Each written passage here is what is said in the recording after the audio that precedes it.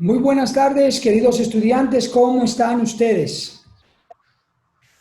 Hola, Buenas buenas tardes, tardes. Hola, noches. buenas tardes. Sí, exacto, tardes, noches, ¿verdad? Todavía hay Buenas suficiente tardes. luz. Muy buenas tardes también.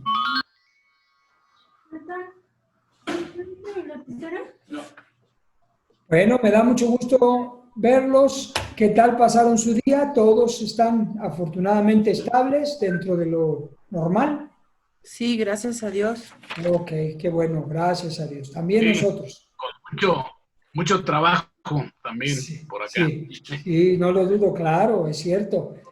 Sí, yo también he estado ocupado. Tengo varios mensajes que me han enviado en WhatsApp.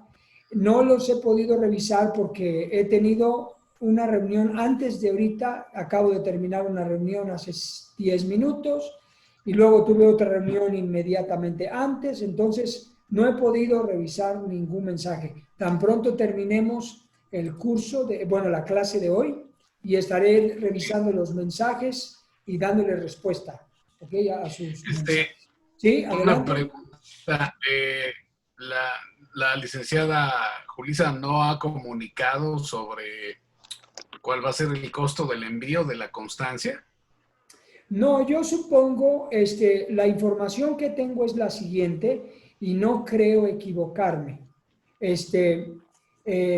No, la institución de Icategro no les va a manejar un costo adicional por el envío, sino únicamente el costo del envío que se pagaría en PDF, digo en PDF, en paquetería, ¿verdad? En servicio de mensajería.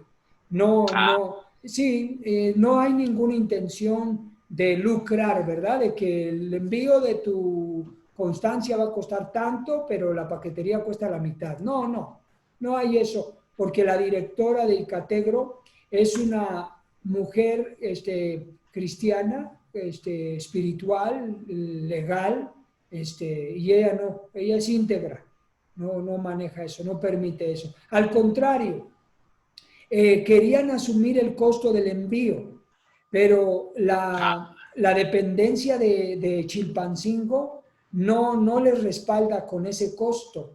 Entonces, ellos ya, la institución ya tiene un costo de gastos porque van a recoger personalmente las constancias a Chilpancingo.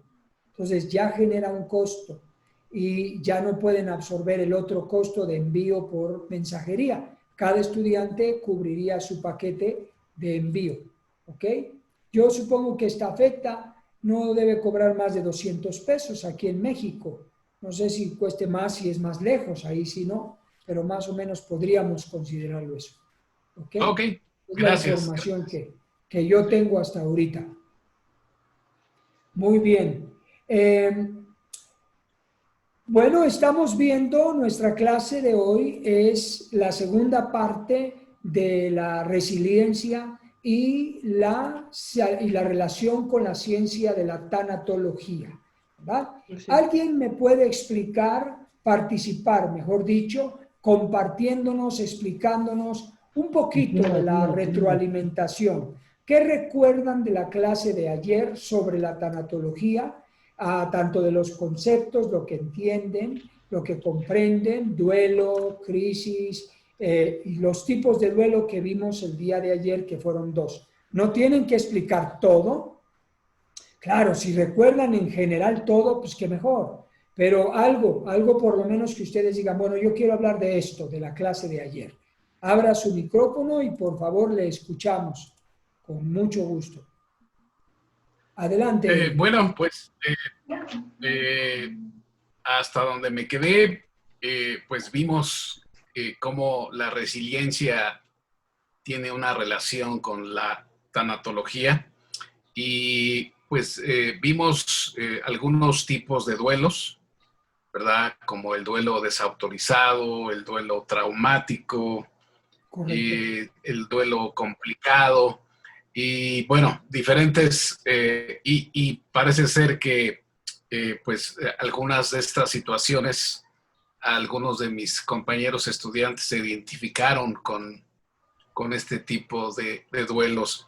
lo que ya no pude compartir ayer es que, bueno, en mi caso,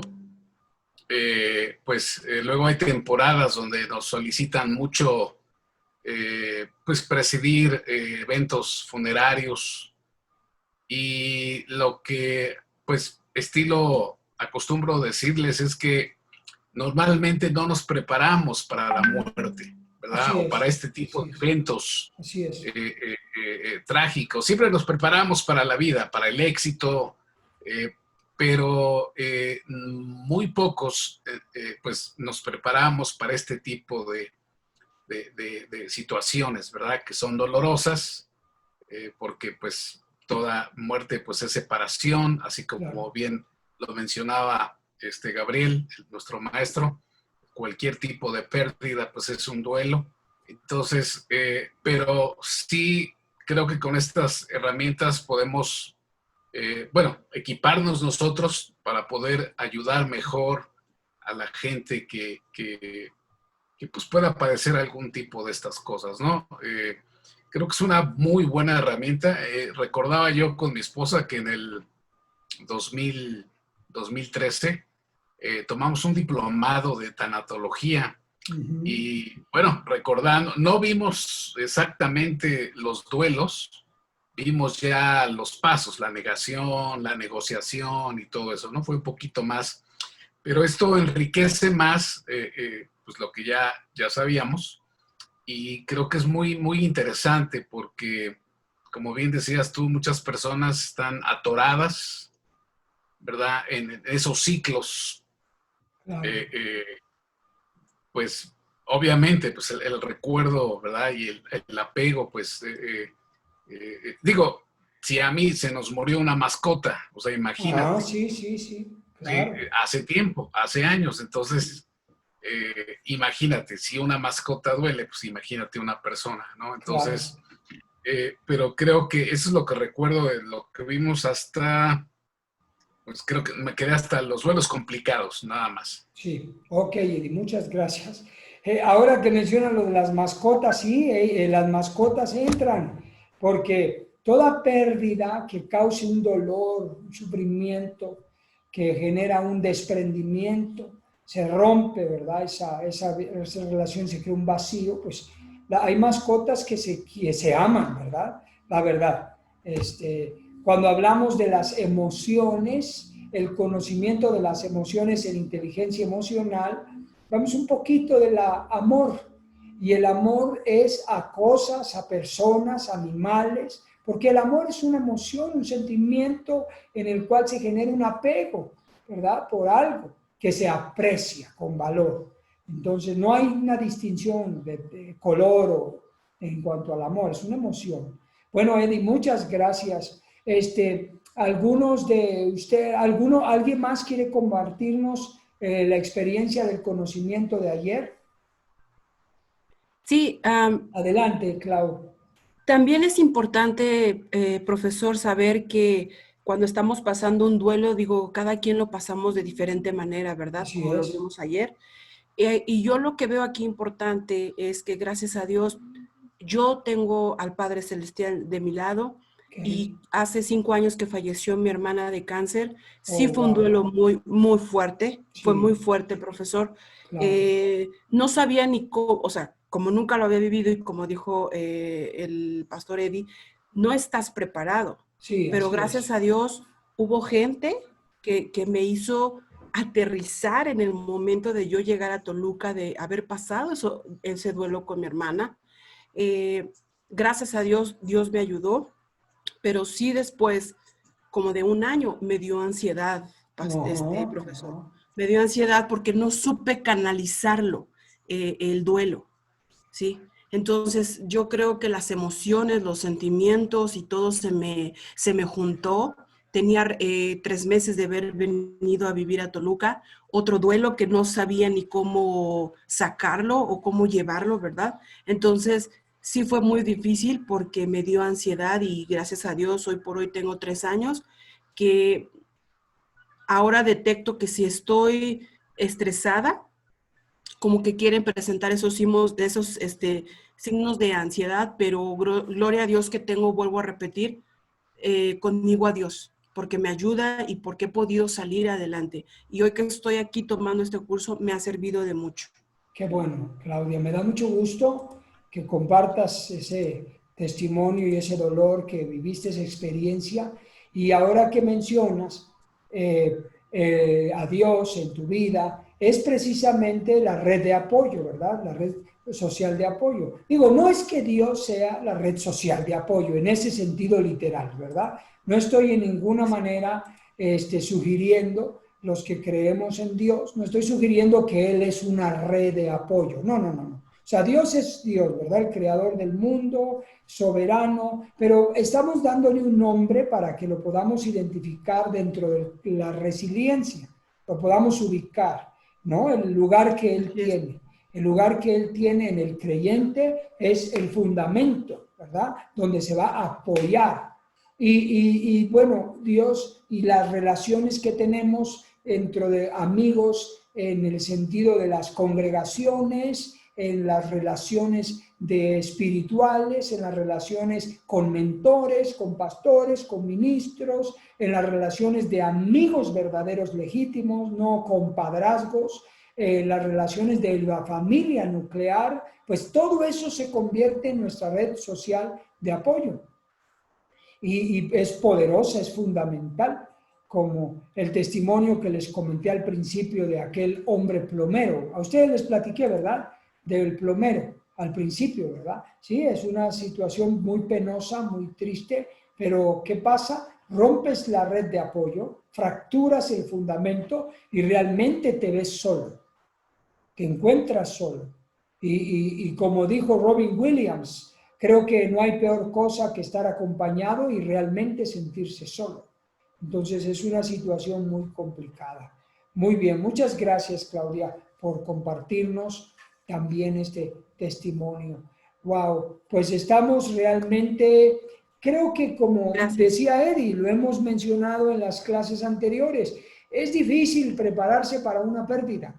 Aunque nos preparemos intencionalmente, de todos modos, el impacto se va a vivir, se va a sentir, porque conforme pasan los años, también nosotros cambian nuestras capacidades emocionales y nos volvemos, por ejemplo, los adultos mayores se vuelven por naturaleza del estado de la edad, se vuelven más sensibles, se vuelven más hipocondríacos, es decir, preocupones, y luego le bajan el sistema de defensas natural, el sistema inmunológico al adulto mayor le baja, el adulto mayor es más susceptible a la depresión. Entonces, dale un duelo al adulto mayor, aunque se haya preparado 20 años antes, pero le toca el duelo 20 años después, ¡pumba! El golpe es el golpe. Entonces, hay que trabajar el duelo, hay que elaborar el duelo, ¿verdad? Para que podamos reconstruirlo y podamos... Una persona me preguntó en el curso pasado de resiliencia, me preguntó que si las capacidades resilientes se pueden perder, así me dijo, que si se pueden perder las capacidades resilientes. Me pareció una pregunta muy interesante, pero ella iba en el sentido de su experiencia. Ella decía que en el pasado ella fue una mujer espiritual, muy espiritual, fue una mujer con mucha capacidad de recuperación, que tenía robustez, porque vamos a ver las capacidades resilientes propias en este curso, en la próxima semana. Y cuando ella las identificó, ella dijo, yo tenía eso en mi vida, pero lo perdí. Yo le devolví la pregunta. La pregunta es, ¿por qué crees que tú perdiste las capacidades resilientes?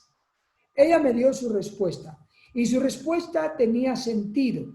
Y lo que yo puedo resumirles en esta explicación es que las capacidades se pueden atrofiar. No es que se pierdan porque se desaparezcan, se pueden atrofiar, por eso se llaman capacidades, porque se puede menguar la capacidad, se puede ver limitada la capacidad. ¿Por qué? Por falta de uso, por falta de aplicación. Entonces, si yo no aplico en mi vida diaria, en mi vida cotidiana. No soy un hombre resiliente continua y constantemente, no soy autogestivo, como decíamos al principio, no soy metacognitivo, no tengo autoconciencia, no practico esas capacidades de mi vida, pues por supuesto que se atrofian y cuando experimento una crisis o experimento una pérdida o experimento un evento traumático, por supuesto que me agarra como un boxeador, ¿verdad? Me agarra frío y ¡pumba! Me manda a la lona. Y claro, puedo tener la experiencia y comenzar a trabajar, pero no significa que porque yo fui resiliente, si no trabajo la resiliencia, voy a ser resiliente automáticamente. No, para nada. Eso no es así. Se pierde esa virtud, se pierde ese fruto, ¿verdad? Esa capacidad. Se va. No es que se pierda de que se perdió, sino se atrofia, vamos a decirlo así, se mengua.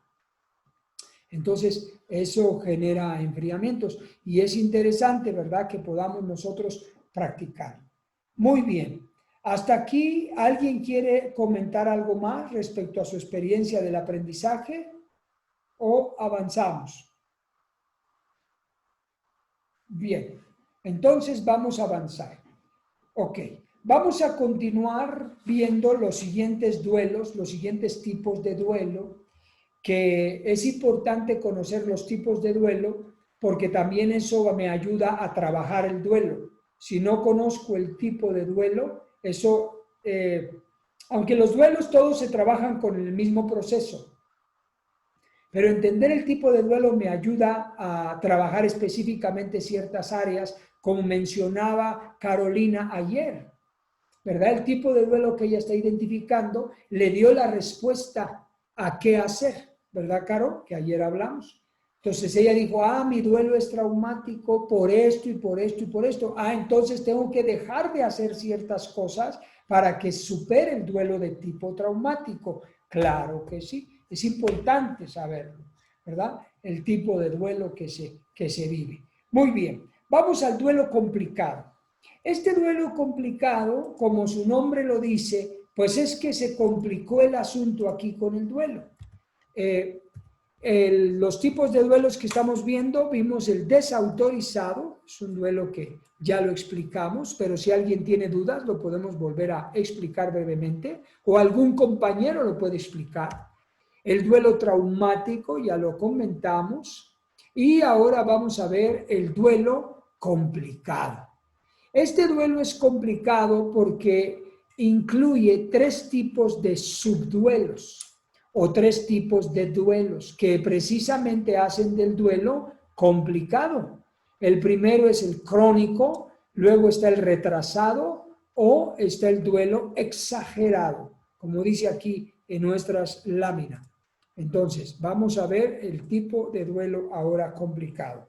Quiero pedir a 3 lectores, 3 que participen leyendo, el primer subduelo complicado, conocido como duelo de tipo crónico. Ok, no sé, parece que tengo un poquito de problemas con mi imagen. ¿Ustedes me ven bien? ¿Sí? Qué bueno. Qué bueno. Muy bien, alguien habla a su micrófono y comente el duelo complicado. Lea el concepto y luego el primer duelo, que sería el crónico. Adelante, Tania. Duelo complicado, que tiene que ver con la muerte súbita y no anticipada. Este genera subtipos de duelos. Duelo crónico. Pasa un año y la persona siente que nunca acaba, no termina de amoldarse a su nueva vida y sigue sin aceptar el dolor, la angustia o la ansiedad que siente al recordar la pérdida. ¡Wow! ¡Qué tremendo!, ¿verdad? Este duelo es complicado. Recuerdo 2 casos en los cuales estuve presente en ambos duelos. Y obviamente que uno puede darse cuenta, desde luego que es difícil. Nada de lo que yo explique está sugiriendo que es fácil. No, lo digo con mucha sensibilidad, pero tenemos que explicar las realidades para que podamos identificarnos.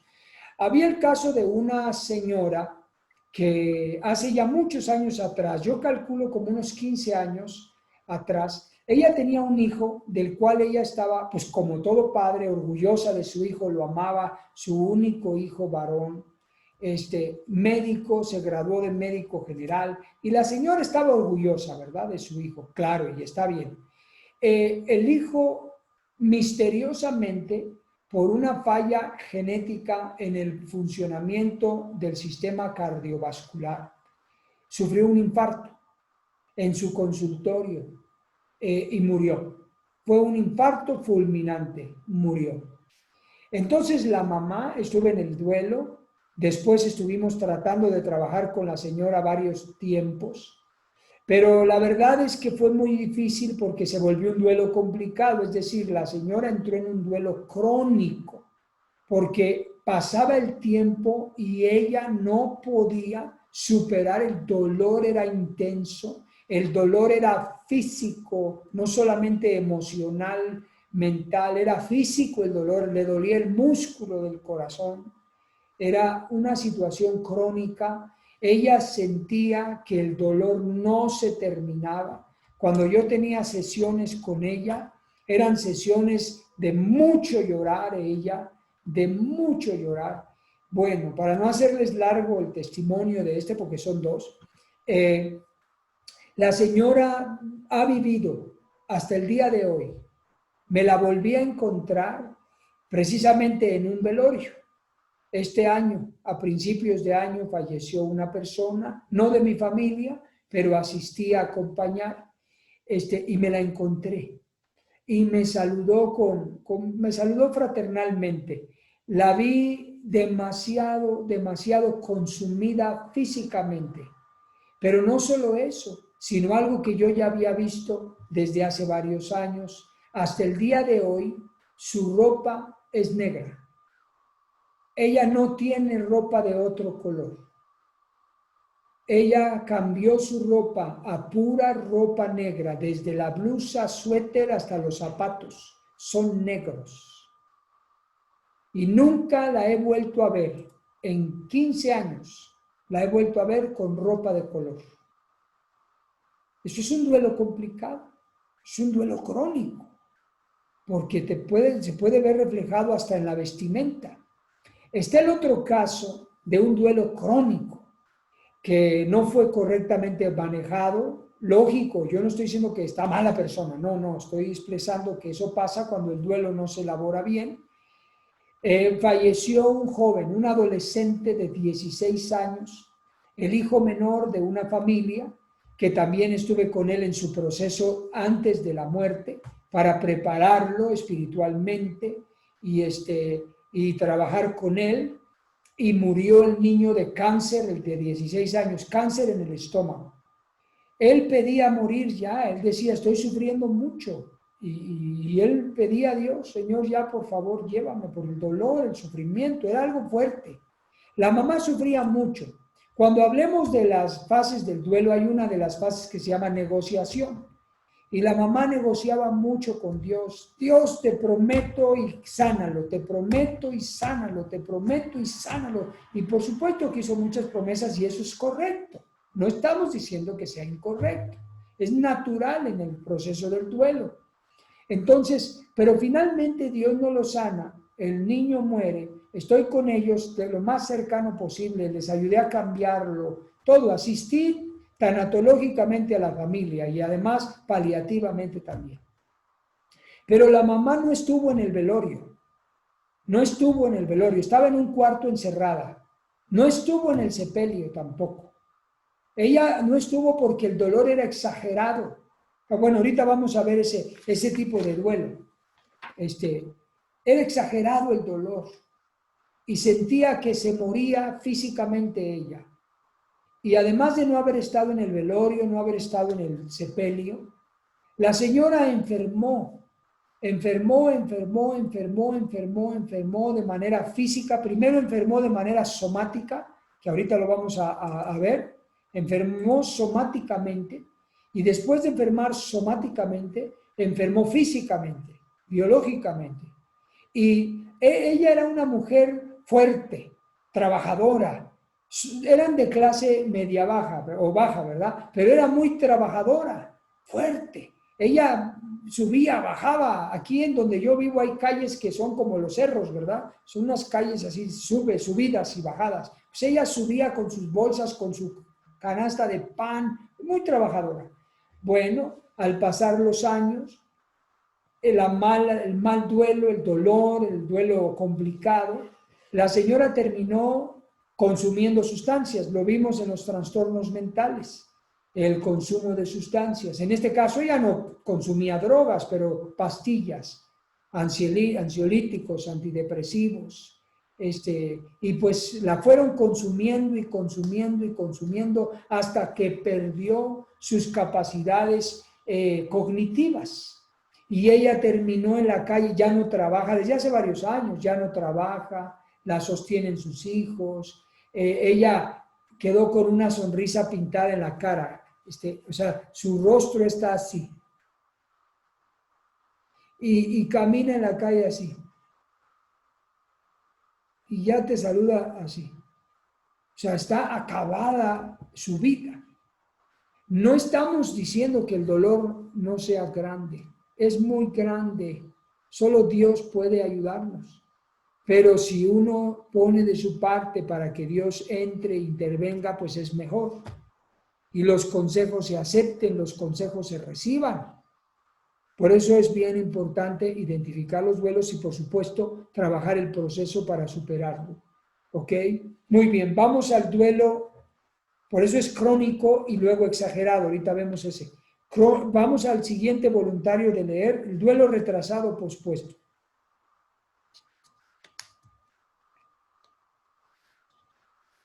Adelante, alguien léalo, por favor. Duelo retrasado. Va a leer Vianey y ahorita Caro. ¿Ok? Vianey, adelante. Ok, gracias. Duelo retrasado o pospuesto. Tras la pérdida de la persona, experimenta ciertas emociones, pero no todas las que existían, o como su verdadera intensidad. Y, ha pasado un tiempo, vuelve a experimentar una fuerte carga emocional ante algún acontecimiento que reabre la herida. Se produce un conflicto no resuelto. Este retraso puede sumarse a otros duelos y volverse traumático. Así es, hasta ahí. Muchas gracias, Vianey. Bien, como lo leyó la compañera Vianey, así de claro es el duelo de retrasado pospuesto. Puede haber algunos motivos por los cuales el duelo se retrasa o se pospone. Puede ser que la persona está de viaje, puede ser que la persona esté en un hospital enfermo y murió alguien fuera del hospital, puede deberse a algunas situaciones fuera de nuestro alcance, por los cuales el duelo se pospone o se retrasa.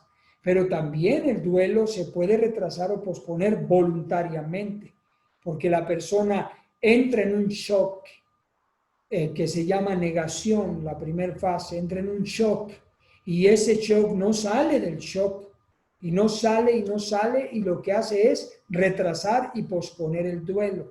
Por ejemplo, un adolescente, un adolescente perdió a su mamá, murió su mamá repentinamente y él lloró un momento por la pérdida, cuando él se enteró lloró, pero después de esa vez que lloró poquito, no lloró mucho, ya no volvió a llorar y él andaba como si nada. Sus amiguitos vinieron al duelo, al velorio, estaban con él en el velorio, él reía, él jugaba. Estás hablando de un adolescente de unos 16 años. Jugaba, comía, se salía, entraba, y él expresaba estas palabras. Pues no siento nada, decía. Tengo mucha tarea, estaba haciendo mucha tarea en la escuela. Tengo mucha tarea, no siento nada. Pienso que no murió. Siento que está ahí arriba, pues todavía no, a lo mejor más adelante lloro. Y él expresaba esas palabras. Él no estaba comprendiendo su duelo propio.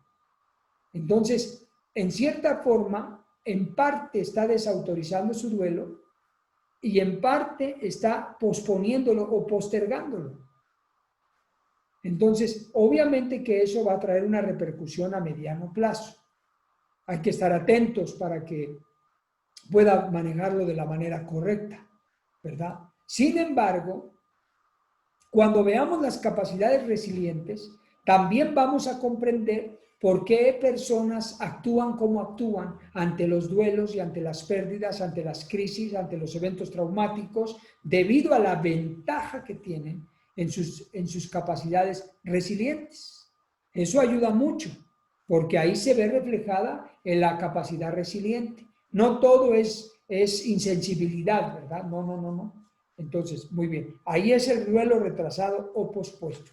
Veamos el tercer subduelo que se refiere al duelo complicado. Carolina, por favor, ¿puede leer el duelo exagerado? Así se llama este subduelo. Sí, muy bien. Gracias. Duelo exagerado. La persona se siente desbordada de dolor y trata de evadirse mediante ciertas conductas de evitación, como consumo excesivo de alcohol o drogas, centrarse obsesivamente en el trabajo, en salir o en cualquier conducta que le permita sobrellevar el dolor, lo cual puede llevar en última instancia a desarrollar algún trastorno psicopatológico como problemas de ansiedad o depresión. Así es. Eso es algo importante, como les mencionaba el testimonio, el caso de esta señora que vivió un duelo exagerado. Adelante, Di, te escuchamos. Una pregunta, Sí. ¿conductas de evitación se refiere a conductas de evasión? Exacto. O evasión. Sí, evitarlo, ¿Sí?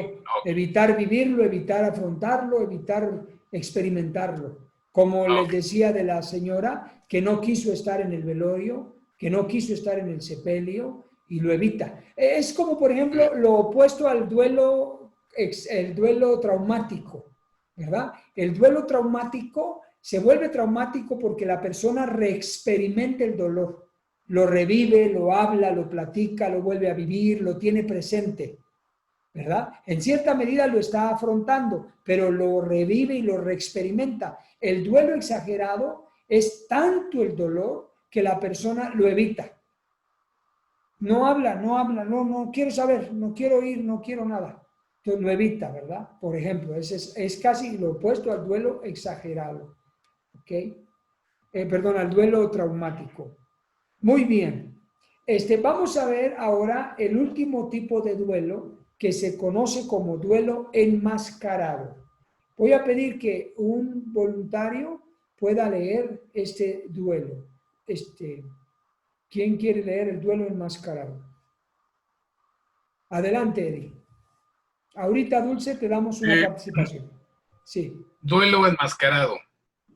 Las personas que no se permiten a sí mismas experimentar el duelo. Presenta problemas físicos o realiza conductas que le causan dificultades, desadaptivas, pero sin darse cuenta de que éstas tienen que ver con la pérdida no superada, negación. A diferencia del duelo desautorizado, este es negado por el mismo doliente. Desarrolla problemas psicopatológicos, somáticos, ansiedad, trastornos alimentarios, depresión, etc., sin ser consciente de que su malestar tiene que ver con el duelo no resuelto. Algunos estudios sugieren que la conducta delincuente, desadaptiva, se puede ver como una adaptación equivalente en el caso de un duelo enmascarado. Los adolescentes y jóvenes que pierden a uno o dos de sus padres. Los adolescentes y jóvenes que viven en un estado de pérdida de oportunidades. ¿Para qué estudiar? ¿Para qué seguir? Los adolescentes que por alcoholismo en el hogar pierden el vínculo familiar, el núcleo familiar sano, cuando el hogar es disfuncional y se causa una pérdida de pertenecer a la familia. Ok, muchas gracias, Eddie. Este es un duelo muy importante, muy común, muy fuerte, y escribo 4 ejemplos de jóvenes y adolescentes, porque en muchos de los casos Así como el duelo desautorizado es muy común en los niños porque se les desautoriza el duelo intentando protegerlos, así también a los adolescentes, ellos así en muchos casos viven el duelo enmascarado. Por ejemplo, murió el papá de una familia con la que yo he trabajado con el papá, con la mamá y los hijos. El papá murió por una enfermedad de cáncer que se desarrolló, el cáncer en la médula espinal. Entonces, con un golpe que recibió el papá se disparó el cáncer y se le dispersó, ¿verdad? Hizo metástasis, que así se llama, ¿verdad? Hizo metástasis en toda la cadera y le invadió la médula espinal. Y pues el papá murió en pocos meses. Los hijos del papá enmascararon el duelo.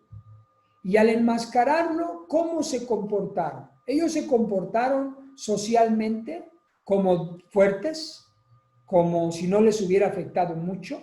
Se comportaron evadiendo el duelo, como dice aquí, lo silenciaron, lo desautorizaron ellos mismos. No es igual que lo desautorizó el otro, ¿verdad? La sociedad o la familia, no ellos. Y lo que sucedió es que 2 de esos hijos se entregaron a la delincuencia. Y uno de ellos está desaparecido y el otro ya lo mataron. Entonces estamos hablando que una familia se destruyó prácticamente. O sea, estamos viendo que muere una persona y en lugar de que la familia se uniera, se fortaleciera, los hijos respaldaron a la mamá, a las hermanas, una familia de varios hijos, son como 6. No, terminó mal en este lado de los hombres. Terminó mal por un duelo enmascarado. ¿Y cómo lo manejaron? Con conductas desadaptativas, como estamos mencionando aquí. Y estas conductas desadaptativas que se sugiere por los especialistas, que normalmente la mayoría de los jóvenes que tienen conductas delincuentes, la mayoría presentan duelos enmascarados, que ellos tratan de manejar, que ellos tratan de cubrir, de disimular. Y realmente puede terminar muy mal. Yo puse aquí 4 ejemplos, pero para ilustrarlo de manera muy pragmática, a lo mejor ustedes todavía lo podemos ilustrar más. Es como, por ejemplo, muere un familiar y el adolescente o el niño pero hablemos del adolescente como ejemplo, tiene que ir a la escuela. ¿Y cómo llega a la escuela el adolescente? Normalmente cuando murió su papá o murió su mamá. Les acabo de mencionar el ejemplo de este joven, que en pleno duelo, en pleno velorio, en pleno sepelio, ¿qué estaba haciendo? Pues con los amigos, jugando, comiendo papitas, vamos aquí, vamos allá y platicando. ¿Qué está haciendo? Enmascarando el duelo. Y el otro duelo que mencioné, posponiéndolo, postergándolo, ¿verdad? No se hace con mala intención. No hay una mala intención, no hay una intención voluntaria incluso. Es simplemente algo que se da en el proceso, ¿verdad? Del individuo, el proceso de la persona. Se llega a dar esta situación y de alguna manera el doliente pues vive un duelo de este tipo. Es un duelo enmascarado o un duelo pospuesto, ¿verdad? Postergado. En este caso, hablando del enmascarado. Entonces, el adolescente va a la escuela, está con los amigos, si tiene novia, está con la novia. ¿Y cómo se porta con la novia? Fuerte, sí estoy estable, no llora, está sonriente, hasta incluso romántico con la novia. Eso llega a pasar en los adolescentes. Y lo que pudiese estar sucediendo es que el adolescente está enmascarando su duelo. Y es por eso que se desarrollan a veces conductas desadaptativas. Pero yo puse ejemplos de pérdidas, no solo de la muerte, sino está que los adolescentes que pierden a uno o de sus padres si murió o se fue de la casa, perdió, lo abandonó, por ejemplo. El adolescente que vive en una pérdida en su comunidad, pérdida de oportunidades, como por ejemplo aquí en el municipio donde nosotros vivimos, aquí hay mucho duelo en los adolescentes y jóvenes por pérdida de oportunidades, porque como no hay universidades fuera de una escuela normal para formación de maestros y otra escuela pedagógica, hay una escuela particular, universidad, que lamentablemente no tiene el crédito que necesita tener. Entonces hay una pérdida de oportunidades en muchos adolescentes que salen de la preparatoria y tienen una pérdida de oportunidad y algunos se van al campo, otros se ponen de comerciantes, llegan hasta la prepa y otros se van de su casa a estudiar fuera y eso genera una pérdida del vínculo familiar, bien o mal se pierde el vínculo familiar, la relación con la familia. O en las comunidades, aquí estamos en la cabecera municipal, pero las comunidades ni preparatoria tienen algunas. Y no hay ni preparatoria. ¿Qué hacen los adolescentes y los jóvenes? Terminando la secundaria, muchos se casan, otros se van al campo. Y la verdad, hay mucho adolescente metido en grupos delictivos. Muchísimo. ¿Por qué? Porque para ellos es la oportunidad. ¿Qué está generando ese adolescente? Conducta desadaptativa. Y por esa conducta desadaptativa, por la pérdida de oportunidades, se va a otros grupos minoritarios, ¿verdad? En este caso lo adornamos con esas palabras, pero en realidad son grupos pues, desadaptativos. Y eso es por lo que se vive. Adelante, Clau. Eddie no puede entrar al grupo. Sí, hombre, ya me di cuenta, pero desconozco el motivo por el cual Eddie no puede volver a entrar. ¿Le puede enviar a alguien el enlace personalmente a Eddie? Sí. Vuélvanselo a enviar, pero fuera del grupo de resiliencia, el Sí. enlace a ver si lo puede él entrar. Y yo aquí lo tengo. Ayer también lo sacó, antier, pero no es mi sistema porque mi sistema no está activando nada negativo de eso, si no sacaría otros. Entonces, mándele el enlace a Eddie vía personal, a ver si puede volver a entrar él. Y yo estoy aquí atento. Ya se lo envié, profesor. Muchas gracias. Ok. A ver si se lo permite. Ok. Entonces, ese es el duelo enmascarado. Sí, ya lo voy a poder admitir. Ya lo estoy admitiendo.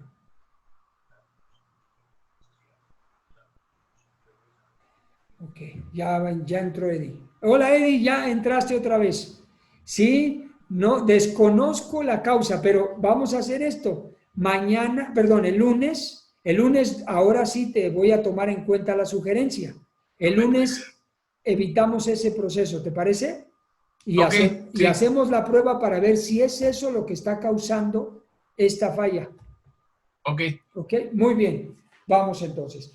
Nos estábamos quedando, Eddie, en el análisis del duelo enmascarado. ¿Alguno de los compañeros quiere explicarle a Eddie un poquito lo que hablé de los adolescentes?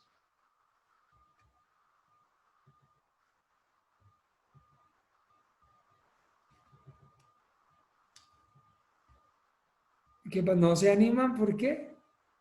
Lo acabo de hablar, es fresco. Lo que hayan entendido, puede decir uno una cosa, puede decir otro otra, y al que le haga algo falta le dice otro. Adelante, anímense. ¿Puedo, maestro? Sí, claro, adelante. Bueno, hablamos que en la cuestión de los adolescentes o los jóvenes, sobre todo aquí en la comunidad, como no hay muchas oportunidades en cuestión de seguirse preparando, lo que terminan haciendo es pues integrarse a las filas de la delincuencia, porque eso es una oportunidad que ellos ven de crecimiento. Usted mencionó algo muy importante, que cuando hay una pérdida, no hay una mala intención de la persona al enmascarar o postergar un duelo. Es un proceso personal de cada quien, donde incluso un adolescente cuando pierde a un familiar, un ser querido, puede verse con su novio o con su novia en un tono hasta romántico, porque está, valga la redundancia, postergando o enmascarando su duelo. Muy bien explicado y te lo agradezco mucho. Nada más que no veo tu imagen aquí en mi pantalla. ¿Apagaste la cámara? Oh, sí, Claudia, ¿verdad? Hola. Perdona, es que cuando no prenden la cámara no aparece la imagen aquí. Ok, gusto en verte, Claudia. ¿Cómo te sientes? ¿Un poquito mejor? Sí, maestro, muchas gracias. Qué bueno, me da gusto. Qué bueno que estás así. En el momento que puedas, la prendes, la apagas para que estés cómoda. ¿Ok? Sí, maestro, gracias. Y que te recuperes pronto. Muy bien. Gracias, maestro. Entonces, ese es el caso. Por eso no podemos nosotros subestimar lo que los adolescentes padecen en pérdidas, y no necesariamente pérdidas humanas, como decía yo, la pérdida del vínculo familiar, que un papá de la familia se va de la casa y la abandona o lo abandona. No sé si a ustedes les comenté el caso de una joven que estoy atendiendo fuera de la ciudad de aquí. Ella sufrió el abandono de su papá cuando ella tenía 10 años, ahora ya tiene como 20 años, pero ella tenía mucha ilusión en que, a pesar de que el papá dejó el vínculo del hogar, se fue con otra familia, tenía la ilusión de tener relación con el papá como hija, pero conforme pasaron los años, el papá la fue abandonando, la fue soltando, y ella fue resintiendo muchísimo esa pérdida. No murió el papá, pero perdió al papá. Y perdió al papá viviendo en la casa. Entonces tiene dos pérdidas, ¿verdad? Y ella lo que ha hecho desde hace algunos ya 2 o 3 años, ella ha empezado a cortarse. Ha tenido tendencias de suicidio. Varias veces ha parado en el hospital. Y eso que está terminando la licenciatura de enfermería, o sea, tiene un perfil de la salud. Pero a pesar de eso, sus problemas cognitivos no le permiten manejar correctamente sus emociones, sus pensamientos. Y está tomando medicamentos para tratar el trastorno depresivo, la ansiedad que ella está viviendo. Y ha sufrido mucho. Tiene una hermana de 12 años que ha vivido experiencias de muerte porque le ha agarrado la mano con el cuchillo, le ha tapado la herida, diferentes experiencias. La mamá la ha llevado varias veces al hospital, a urgencias. O sea, es una situación muy crítica.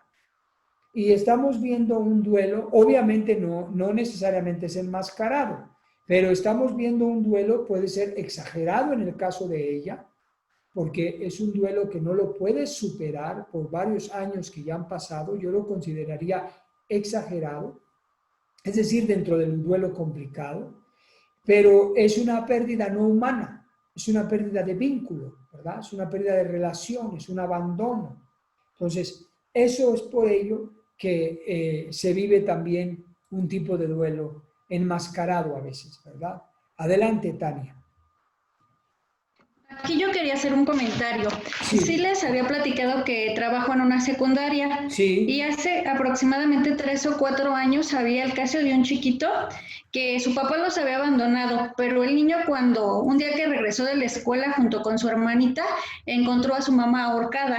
Oh, wow. Y a lo que yo iba es a lo importante que es que nosotros nos preparemos independientemente en el ámbito que trabajemos, para poder trabajar este tipo de situaciones, porque el niño, pues por obvias razones, el aprovechamiento que tenía en la escuela no era bueno. Él prácticamente, pues la escuela no le importaba. Y cuando tú no conoces la causa de que por qué el niño se comporta de determinada manera, pues atacas, ¿no? Dices, es que el niño es flojo, es que al niño no le interesa, y nada más juzgas y estás juzgando, y desafortunadamente el niño pues lo sacaron de la escuela porque pues iba con puros 5 y 6. Entonces yo ahorita me ponía a pensar, ¿qué habrá sido de su vida? O sea, nosotros que no tuvimos la oportunidad, más bien tuvimos la oportunidad y no lo ayudamos, ahorita ese niño pues igual está delinquiendo en la calle porque se le cerró esa puerta o esa vía para que él pudiera tener una vida distinta. Y es por eso la importancia de que nosotros nos preparemos y de que estemos en constante observación de nuestro entorno, qué es lo que está pasando y cómo podemos ayudar al prójimo, ¿no? Empezando por nuestra vía más cercana, nuestra familia, nuestros amigos, el entorno que nos rodea, sí es importante. Y a veces ese desconocimiento, el no saber, es lo que nos lleva a sacar, a excluir. Y qué feo, a veces yo me pongo a pensar y digo, qué feo, porque yo en un principio sí decía, ay, ese niño es bien flojo, no quiere hacer nada. Y cuando te enteras de las circunstancias, de qué es lo que pasa, imagínate un niño de 11 años ver a su mamá ahorcada y su hermanita tenía 3 años, creo. O sea, qué feo esa situación, ¿no? Y llegaban a vivir con la tía y pues finalmente en la casa de la tía eres el arrimado. Y esa situación pues sí es fea. Wow. No, hombre, qué tremendo caso comentas, Tania. Impresionante la experiencia de este niño y la falta de empatía de parte de los maestros. Vamos a ver una clase de empatía y esto que menciona Tania es medular. Es muy importante porque estamos viendo que la empatía es muy importante para que podamos ayudar a las personas.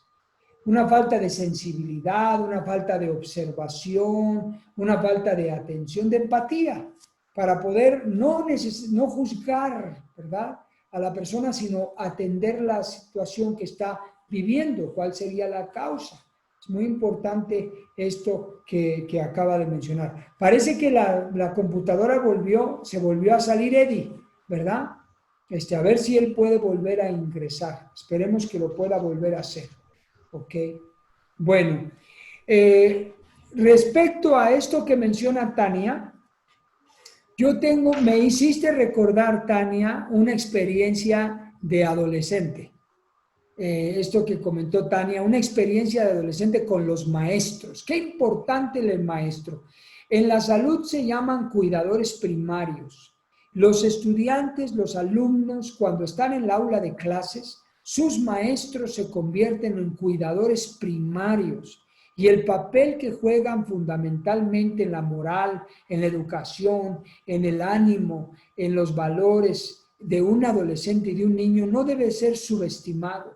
Ustedes, los maestros, son de un valor incalculable para la formación de un niño, de un adolescente. Y es el papá y la escuela, porque la mitad de la juventud la vive uno en la escuela. Entonces, imagínate la mitad de la vida de la juventud en la escuela y es como, han visto una planta, ¿verdad? Una plantita para que no se vaya chueca, le ponen un palito, ¿no? Los maestros son eso, es como un palito que puede ayudar a que el adolescente o el niño crezca derecho. Suficientes problemas tienen en la casa, a veces con los problemas que los maestros, por falta de pedagogía, por falta de empatía, por falta de amor, no le dan a los alumnos. Bueno, yo quiero concluir, si nos da tiempo avanzamos con las etapas o fases del duelo, pero si no, probablemente hasta el lunes. Yo quiero concluir porque Tania me hizo recordar esto y se los voy a compartir. Yo a la edad de 8 o 9 años también se perdió el vínculo en el hogar por parte de mi papá. Él se fue de la casa. Nunca se desobligó de nosotros, siempre se mantuvo manteniendo el hogar, sosteniendo el hogar. Él iba 3 o 4 veces por semana. Pasábamos días juntos, vacaciones juntos, comíamos juntos, todo, muchas cosas juntos, pero realmente mi papá ya no vivía en la casa. Entonces, sí hubo un cambio, aunque afortunadamente no fue como otros casos, pero de cualquier forma a mí en esa edad me afectó. Y cuando yo iba en secundaria, en el primer año de la secundaria, pues ahora yo comprendo que estaba viviendo un duelo, que era mi duelo por la pérdida del vínculo de mi papá. Además, pues yo era un hijo muy consentido por parte de él y de alguna manera me afectó que no supe cómo procesarlo. Entonces yo tuve un duelo enmascarado, ¿verdad? Ese fue mi tipo de duelo en este sentido y probablemente también fue un duelo desautorizado.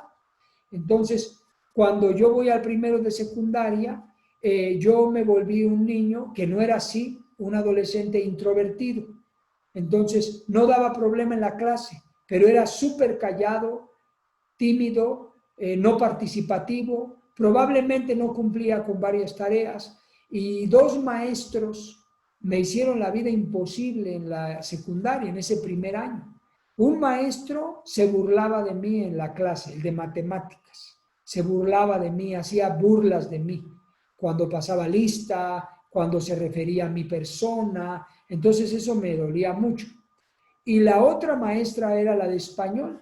Esa maestra de español no me soportaba porque yo no hablaba, yo era introvertido, etcétera, y me corrió de la clase. Yo me pasé medio ciclo escolar afuera de la clase de español. Me escondí en los baños, atrás de las jardineras, me escondí atrás de los salones, en la clase de español, porque no podía entrar yo a su clase.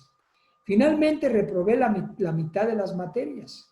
Mi papá entró en acción, me respaldó, me apoyó, no quise hacer los exámenes extraordinarios, repetí el año en una escuela particular, o sea, mi papá me tomó y ya me metió en unas escuelas particulares. Entonces, por ese lado, bueno, trajo un beneficio, ¿verdad? Hablamos de la resiliencia. La planta baja de la resiliencia es encontrar un sentido de coherencia. Entonces, en mi caso, ahora yo lo puedo entender así. Un sentido que sucedió es que gracias a lo que viví en la secundaria, que fue muy deprimente, fue muy triste porque hubo muchas veces que no entré a la escuela, que me quedé en la calle, que caminaba en las calles hasta que diera la hora de las 2 de la tarde para regresar a la casa y me expuse mucho como adolescente a que me pasara algo.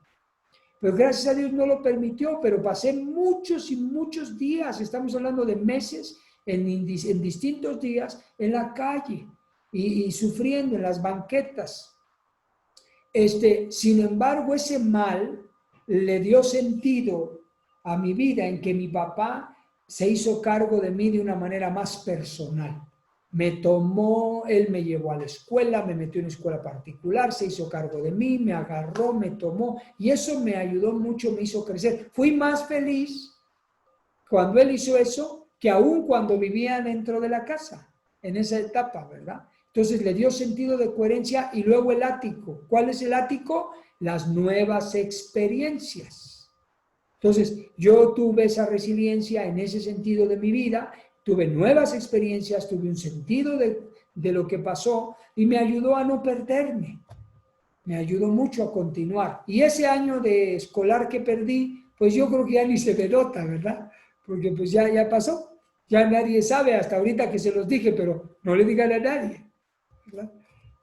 Entonces, así que eso es un duelo también en nuestro caso y lo que comentaba Tania, los maestros insensibles, los maestros sin empatía, los maestros sin capacidad pedagógica, pueden hacer que un adolescente se pierda, se termine de perder. Pues qué pena, Dios nos está ayudando a aprender mucho, a crecer mucho, ¿verdad? En estas áreas. Muy bien, queridos estudiantes. Hasta aquí llegamos con los 4 tipos de duelo, los ejemplos, las ilustraciones, la aplicación, a qué tipo de casos se refieren los duelos, y esto nos permite identificarnos, ¿verdad? Yo les pido que identifiquen en caso de que ustedes estén padeciendo o hayan padecido un duelo, que haga falta cerrar. Como ahorita yo estoy hablando de mi duelo enmascarado y en parte fue un duelo desautorizado. Pero eso en mi vida ya está superado a 100%. El lunes, cuando veamos las etapas y las fases del duelo, ahí vamos a entender cómo sé que ya acepté el duelo, cómo sé que ya lo superé y cómo le hago para superarlo, ¿verdad? Para aceptarlo, que esa es la corona de esta clase y lo más importante de este entendimiento. Pero hay otros duelos que pudiesen no estar cerrados, hay otros ciclos que pudiesen estar abiertos. Y recuerden, no solamente es la pérdida humana. Solo un caso más ya, para terminar. Tengo unos familiares en Estados Unidos y mi sobrino, que es esposo de mi sobrina, hija de mi hermana, ellos por algún error, que ya no recuerdo bien los detalles, pero por algún error perdieron su casa, una casa, un patrimonio económico. Y ustedes saben, algunos de ustedes saben que las casas en Estados Unidos son carísimas. Son carísimas. Para nosotros los de México, valen millones de pesos. En ellos dólares, para nosotros millones. Una casa normal. Y perdieron su patrimonio y él se resintió mucho con Dios. Se enojó mucho con Dios, se entristeció y se frustró. Gracias a Dios está ahora mucho mejor, ya están por comprar su nueva casita, han pasado años, pero lo que quiero decir con esto es que hay pérdidas que pueden ser materiales, no solamente humanas. Alguien perdió los miembros de un cuerpo, un brazo, una pierna con la diabetes o por algún accidente. Hay pérdidas materiales, patrimoniales, familiares, pérdidas de la salud y pérdidas humanas. Entonces, apliquen este conocimiento al área que lo necesiten y la tarea es la siguiente, para ir completando nuestro diagnóstico. Si les parece bien, les puedo mandar un ejemplo de una de las actividades que una alumna hizo en el curso pasado. Excelente. Un diagnóstico excelente. Si quieren se los mando por WhatsApp para que a ustedes lo vean, cómo hizo su diagnóstico de todos los temas que estamos viendo, cómo lo fue armando y ustedes no tienen que hacerlo igual, porque esta alumna utilizó un programa también de computadora de diseño. Y claro, yo ni lo sé usar tampoco ese programa, la verdad, pero vaya, ustedes solamente es la idea del contenido, no estoy diciendo el formato, la idea del contenido. Si les parece bien, se los mando mañana y ustedes pueden ir viendo ahí. La tarea es la siguiente. Lo que yo les pido es que ustedes tienen, hasta este momento, ustedes deben de tener su cuadro de yo soy, yo puedo, yo estoy. Luego del cuadro, yo soy, yo puedo, yo estoy, la casita de la resiliencia. Y la casita de la resiliencia está más completa porque se supone que tiene la casita de la resiliencia, debe de tener las aptitudes propuestas por la Organización Mundial de la Salud. ¿Recuerdan la gran lista? Luego, la casita de la resiliencia está más completa por los factores protectores personales que ustedes identificaron y que pueden agregar a la casita. Ahora, después de la casita vienen grupos vulnerables que ustedes identificaron. Luego, factores de riesgo y de protección del ámbito microsocial. Luego, factores de riesgo y protección personales. Después, se identificaron un trastorno mental o dos trastornos mentales.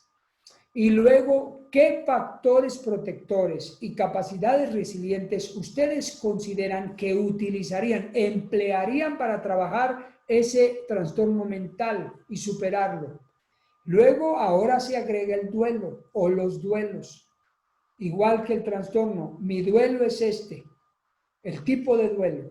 ¿Y qué factores protectores y qué capacidades estoy identificando resilientes que ya tengo identificadas hasta ahora puedo utilizar para trabajar estos duelos y superar la pérdida?